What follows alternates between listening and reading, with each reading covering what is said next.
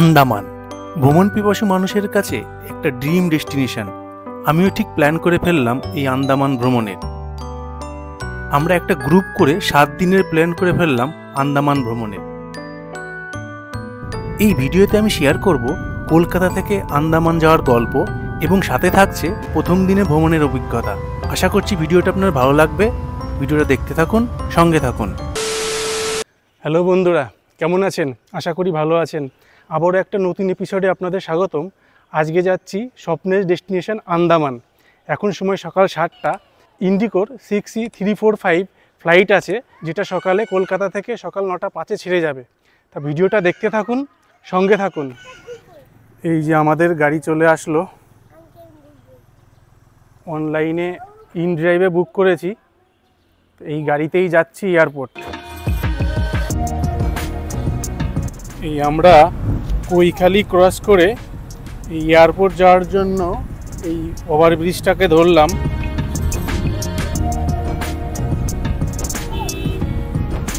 এই আমরা কলকাতার নেতাজি সুভাষচন্দ্র বোস এয়ারপোর্টে পৌঁছে গেলাম। এই আমাদের ডিপার্চারে এখানে নামিয়ে দেবে। এই পৌঁছে গেলাম কলকাতা এয়ারপোর্টে। আর এই বাঁদিকে দেখুন, এই যে ডিসপ্লে দেয়া আছে কোন ফ্লাইট কখন ছাড়বে। আমাদেরটা দিয়ে দিয়েছে যে এখন সিকিউরিটি চেক চলছে। ইন্ডিগো 9:05 ছেড়ে যাবে। প্রচুর ব্যাগ হয়েছে, 7 দিনের প্ল্যান। এবার ব্যাগ নিয়ে ঢুকে গেলাম। বোর্ডিং পাস নেব। এই বোর্ডিং পাস নেওয়া হয়ে গেল। নিতে নিতে 7:45 বাজে। এখনও দেরি আছে, আমাদের ফ্লাইট 9:05। তা গিয়ে এবার ওয়েট করতে হবে। আমাদের 103 নম্বর গেট দিয়েছে, মানে নিচে নামতে হবে। সেখান থেকে আমরা বাসে করে যাব প্লেন অবধি। এই 103 নম্বর গেট দিয়ে বেরিয়ে গেলাম। এবার এই যে সামনে এই যে বাসটা দাঁড়িয়ে আছে, এই বাসে করেই যাব প্লেন অবধি। এই বাসের মধ্যে উঠে পড়েছি, বাসটা ছেড়েও দিয়েছে। বাসে দেখুন ভিড় আছে। কলকাতা থেকে পর্টিকুলারের দূরত্ব মোটামুটি 1300 কিলোমিটার। আর এই ফ্লাইটে 2 ঘন্টার কাছাকাছি সময় নেয়। এই আমাদের বাসটা এসে সামনে দাঁড় করিয়ে দিল প্লেনের সামনে। আর এই যে আমাদের প্লেন ইন্ডিগো, এটাই যাবে পোর্ট ব্লেয়ার। এই প্লেনেই যাব। চলুন উঠে পড়ি। এই যে লোকগুলো উঠছে, এই দিক দিয়ে উঠে পড়তে হবে। এই যে আমাদের প্লেন ইন্ডিগো, যে সিঁড়িগুলো পাতা আছে, এই সিঁড়ি দিয়ে প্লেনের ভিতরে উঠে যাচ্ছি। ফ্লাইটে বসে পড়েছি আর উইন্ডো সিট পেয়েছি, ভালোই লাগবে। Welcome on board flight 6E345. Port Blair is approximately 2 hours away. এই রানওয়েতে চলে আসলো।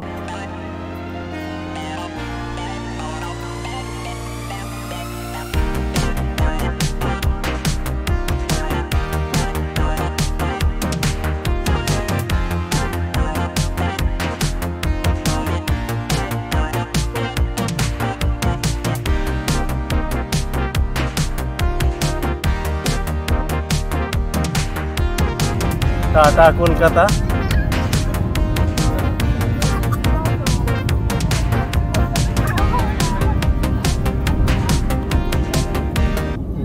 এই যে নিচে শহর দেখা যাচ্ছে, আবজা দেখা যাচ্ছে।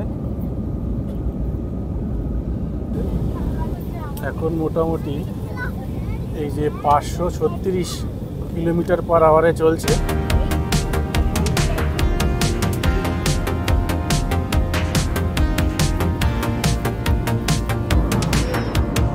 আমরা এখন মেঘের উপরে আছি, আর নিচ দিয়ে বে অফ বেঙ্গল।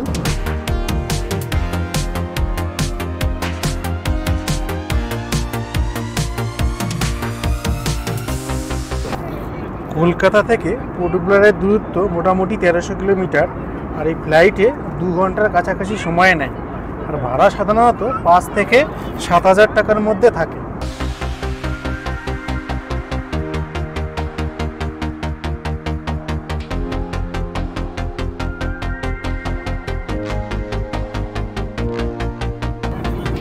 নিচের মেঘগুলোকে দেখলে মনে হচ্ছে পেজা তুলোর উপর দিয়ে যাচ্ছে প্লেনটা।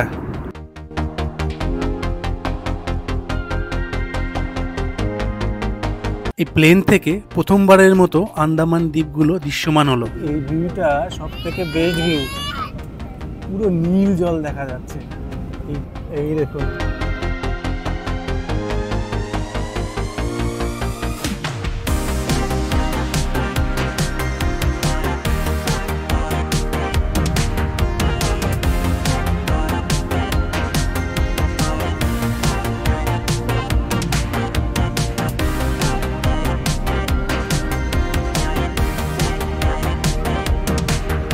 নেমে গেল পোর্ট ব্লেয়ার।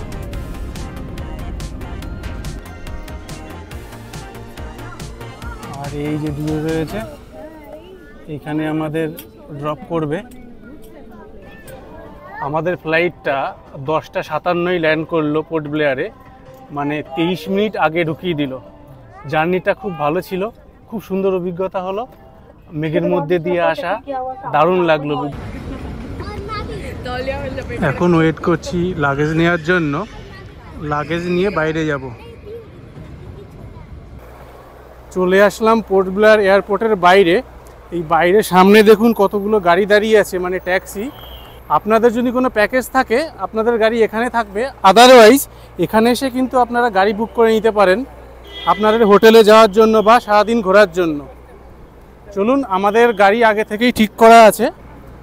আর আমাদের বাকি যে 4টে ফ্যামিলি এসছে তারা অন্য ফ্লাইটে এসছে। এই যে সবাই আছে এখানে, টোটাল এবার আমরা 5টা ফ্যামিলি এসছি। এখানে কিন্তু ভালো হাওয়া দিচ্ছে, আজকে মেঘলা মেঘলা আছে ওয়েদারটা। গরম কীরকম হবে বোঝা যাচ্ছে না এখন। আর আমাদের গাড়ি এই যে আগে থেকে বলা ছিল, এই যে সামনে যে ট্রাভেলারটা দেখছেন, এই গাড়িটা 17 প্যাক সবাই চলে আসছেন। এবার আমরা এয়ারপোর্ট থেকে বেরোচ্ছি। বেরোনোর পরে আমরা সিধা চলে যাব সেলুলার জেল ভিজিট করব। ফার্স্ট জেল থেকে আমরা বেরিয়ে লাঞ্চ করব। লাঞ্চ করার পরে কার্বিস্কো বিচ, চিড়িয়া টাপু। তারপর আমরা সিধা চলে আসবো আবার লাইট অ্যান্ড সাউন্ড শোতে। আমাদের সেলুলার জেলে লাইট অ্যান্ড সাউন্ড শো হবে। আমাদের শোটা রয়েছে আজকে 7:50-তে। ঠিক আছে, ওকে, হ্যাঁ, থ্যাংক ইউ। আমরা পোর্ট ব্লেয়ার এয়ারপোর্ট থেকে এই ট্রাভেলারে যাচ্ছি। প্রথমে যাব সেলুলার জেল, এখান থেকে 15-20 মিনিট মতো লাগতে পারে।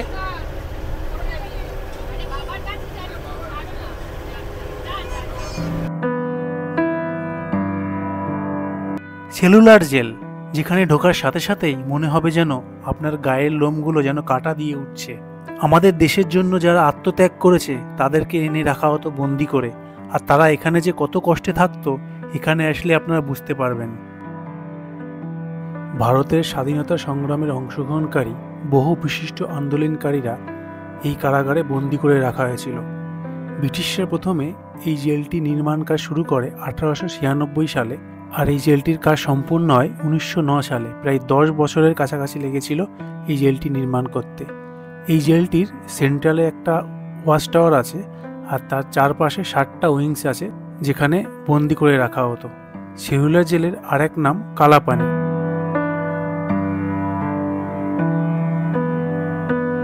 এই সেলুলার জেলের এন্ট্রি টিকিট হচ্ছে পার হেড 30 টাকা করে নেয়।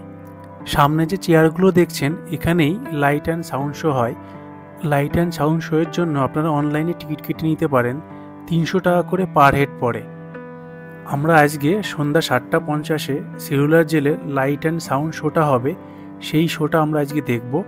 আপনারা চাইলে অনলাইনে টিকিট কেটে নিতে পারেন আগে থেকে। আপনারা চাইলে এখানে গাইড আলাদা করে নিতে পারেন। ये 2 ब्लॉक जो है, एक किचन और एक स्टोर रूम हुआ करते थे पूरे प्रिजन के।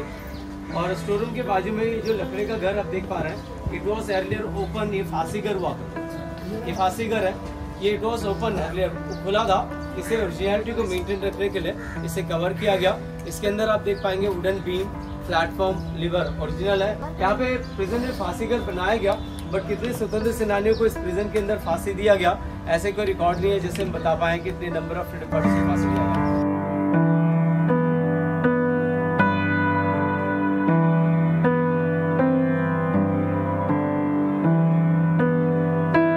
এখানে যারা তা বন্দী ছিল তাদেরকে দিয়ে কত কষ্টের না কাজ করাতো।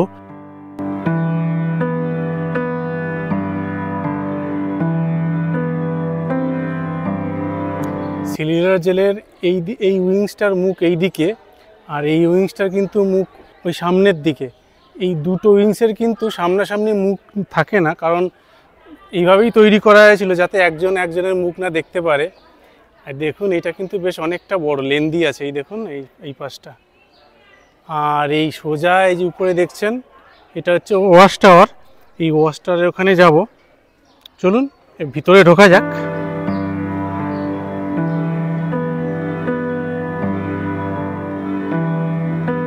এই সেলুলার জেলের 3 তলার বিল্ডিং প্রত্যেকটা, আর টোটাল 60টা উইং ছিল। টোটাল সেল সংখ্যা ছিল 696।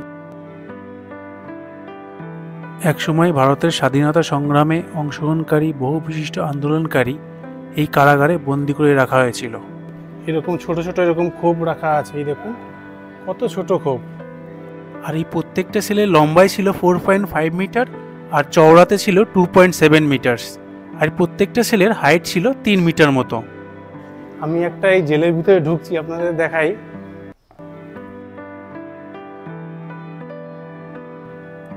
এই যে এইভাবে আটকে রাখা হতো। ভিতরটা খুবই অন্ধকার আর খুব ছোট জায়গা। আর একটা জিনিস আমি আপনাদের দেখাচ্ছি, এখানের লকিং সিস্টেমটা কিরকম ছিল। এই দেখুন এই দিক দিয়ে ছিল, এই দেখুন এই দিক দিয়ে ছিল, এটা হচ্ছে আপনার এখানে যদি লাগাতো তাহলে এই দিক দিয়ে কিন্তু বন্দিরা আর খোলার কোনো ব্যবস্থা ছিল না, হাত বাড়িয়ে যে খুলে নেবে। মানে বুদ্ধিটা দেখুন কিভাবে এরকম লকিং সিস্টেম করেছিল আগে তখনকার দিনে। এই সেলুলার জেলের রিপ্লিকাটা আমি আপনাদের দেখাই। এই দেখুন এর ভিতরেই এরকম বানানো আছে টোটাল 60টা উইংস, আর মাঝখানে আছে ওয়াচ টাওয়ার। আর এই ওয়াচ টাওয়ার দিয়েই এই 60টা উইংসকে পর্যবেক্ষণ করত। উইকিপিডিয়ার তথ্য থেকে জানা যায় বাংলার সবথেকে বেশি ফ্রিডম ফাইটার এই সেলুলার জেলে রাখা হয়েছিল, যার সংখ্যা ছিল 608। ভাবুন একসময় কত ভারতীয়দের বন্দি করে এখানে রাখতো, কতটা বেদনাদায়ক। সেলুলার জেলের এই একটা উইংস আর এই একটা উইংস, এই দুটো উইংসের মধ্যেই এইভাবে যাতায়াত করা যেত। এই দেখুন মাঝখানে এরকম কাঠের একটা ছোট্ট ব্রিজ করে দেওয়া আছে এই উইংসের সাথে জোড়ার জন্য। চলুন এবার 3 তলাতে যাওয়া যাক। এই সামনে যে সিঁড়িগুলো দেখছেন কাঠের সিঁড়ি, এই কাঠের সিঁড়ি দিয়েই ওঠা যাবে ওয়াচ টাওয়ারে টপে। চলুন টপে ওঠা যাক। আমি এখন দাঁড়িয়ে আছি এই সেলুলার জেলের ওয়াচ টাওয়ারের উপর। আর ওয়াচ টাওয়ার থেকে ভিউটা দেখুন। এখানে টোটাল এখন 3টে উইংস আছে, এই যে 1টা 2টো আর এই দিকে 3 নম্বর। টোটাল আগে 60টা উইংস ছিল, কিন্তু কোনো কারণবশত এখন টোটাল 3টে আছে, আর বাকিগুলো ভেঙেই বাদিকে হসপিটাল হয়েছে। আর এখান থেকে ভিউটা কিন্তু সেই লেভেলের ভিউ। দেখুন জলের কালারটা দেখুন। এই দূরে দেখুন রস আইল্যান্ডটা দেখা যাচ্ছে, এই উল্টো দিকে ওটাই হচ্ছে রস আইল্যান্ড। সেলুলার জেল দেখা শেষে লাঞ্চ শেষে আমরা রওনা দিলাম কার্বিনস কভ বিচ দেখতে। এই বিচে কিন্তু নানা ধরনের ওয়াটার অ্যাক্টিভিটির জন্য বিখ্যাত এবং এখানে সানসেটটাও খুব সুন্দর দেখা যায়। যাওয়ার পথে পড়ল ফ্ল্যাগ পয়েন্ট। 1943 সালে 30শে ডিসেম্বর নেতাজি সুভাষচন্দ্র বসু আন্দামান ও নিকোবর দ্বীপপুঞ্জে ব্রিটিশ শাসনের অবসান ঘটিয়ে প্রথম ভারতীয় জাতীয় পতাকা উত্তোলন করেন। ফ্ল্যাগ পয়েন্ট বর্তমানে তিরঙ্গা মেমোরিয়াল পার্ক নামে পরিচিত। এখন দুপুর 2:30 আর আমরা পৌঁছে গেলাম কার্বিনস কোভ বিচে। এই বিচটা এটা হচ্ছে এন্ট্রি গেট। আর এই যে ডান দিকে আমাদের ট্রাভেলারটা এসে দাঁড়িয়ে আছে, এই গেটের ডান দিকে একটা প্যাসেজ আছে, এই প্যাসেজ দিয়ে আমি ঢুকে যাব। আমরা এখন কার্বিনস কোভ বিচের উপর দিয়ে হাঁটছি। এখানে কিন্তু বিভিন্ন ওয়াটার অ্যাক্টিভিটি আর সানসেটের জন্য বিখ্যাত, কিন্তু আজকে কোনো ওয়াটার অ্যাক্টিভিটি হচ্ছে না। আজকে নাকি সাইক্লোন অ্যালার্ট আছে। আর বিচটা আমি আপনাদের একটু দেখিয়ে দিই। বিচটা দেখুন এখান থেকে শুরু হয়েছে,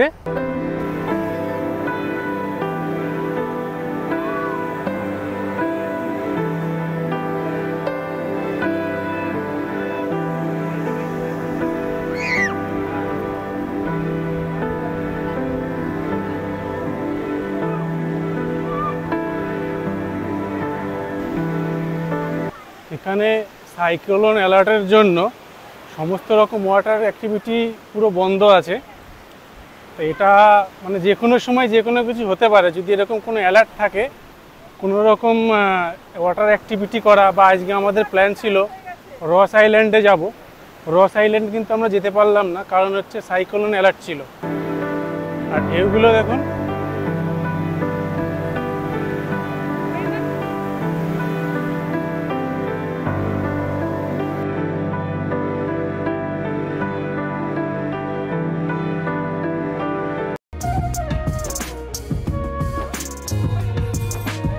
এখান থেকে এবার আমরা রওনা দিলাম চিড়িয়া টাপুর উদ্দেশ্যে, যেখানে সানসেটটা খুব সুন্দর দেখা যায়। এই গাড়িতে মোটামুটি 40 থেকে 50 মিনিট মতো সময় লাগবে। ওখানেই সাথে দেখে নেব মুন্ডা পাহাড় বিচ। এখন সময় বিকেল 4:10 আর আমরা পৌঁছে গেছি এই মুন্ডা পাহাড় বিচের এখানে। এটা হচ্ছে এন্ট্রি গেট, আর এই ডান দিকে যে এন্ট্রি করতে হয়।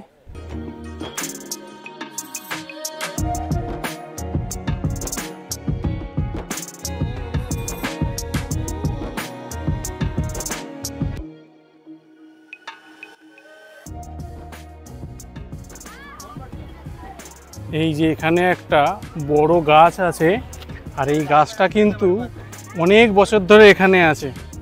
এই দেখুন, বছরের পর এই গাছটা এখানে আছে। আর এখানকার ভিউটা তো এক কথায় বলবো অসাধারণ ভিউ। অনেকে এই গাছের উপর দাঁড়িয়ে ছবি তুলছে। এই দেখুন,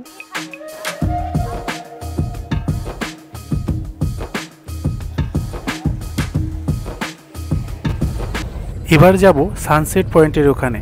ওই পয়েন্টের উপর দিয়ে আসার সময় এসেছিলাম, এবার ওখানে গিয়ে সানসেটটা দেখব। আমরা এখন ওয়েট করছি এই চিড়িয়া তাঁবুতে সানসেট দেখার জন্য। এই চিড়িয়া তাঁবুতে সানসেট কিন্তু খুব সুন্দর দেখা যায়। এই যে দেখুন, সানসেট হচ্ছে, সূর্যের আলোটা রিফ্লেক্ট করছে জলের উপরে। আর এই দেখুন, আমরা এই যে সবাই ওয়েট করছি এখানে। আমাদের এই যে গাড়িটা, এই যে আমাদের ট্রাভেলারটা আমাদের পিছনে রাখা আছে, আমাদেরকে এখানে নামিয়ে দিল। তবে এখানে একটা সাবধানতা অবলম্বন করতে হবে, সেটা হলো এখানে ক্রোকোডাইলের ভয় আছে। মানে এখানে এটা খারি জল, এখানে ক্রোকোডাইলের সম্ভাবনা আছে, ওই জন্য নিচে নামা একদম বারণ, স্ট্রিক্টলি বারণ। সানসেটটা দেখব, এই সানসেটটা দেখার পরে যাব লাইট অ্যান্ড সাউন্ড দেখতে আবার সেলুলার জেলের ওখানে।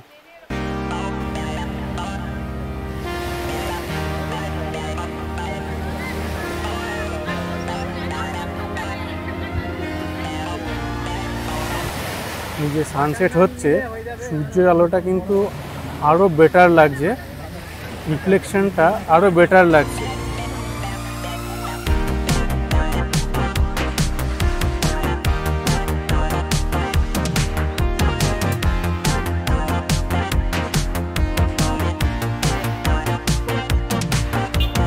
এখন সময় 7:30, আর আমরা এই যে সেলুলার জেলের সামনে চলে আসলাম। এই সেলুলার জেলে 7:50 হিন্দিতে লাইট অ্যান্ড সাউন্ড শোটা হবে। ওই শোটাই আমরা দেখব। দেখুন বাইরেটা কি সুন্দর সাজিয়েছে। লাইট অ্যান্ড সাউন্ড শোয়ের জন্য আপনারা অনলাইনে টিকিট কেটে নিতে পারেন। 300 টাকা করে পার হেড পড়ে।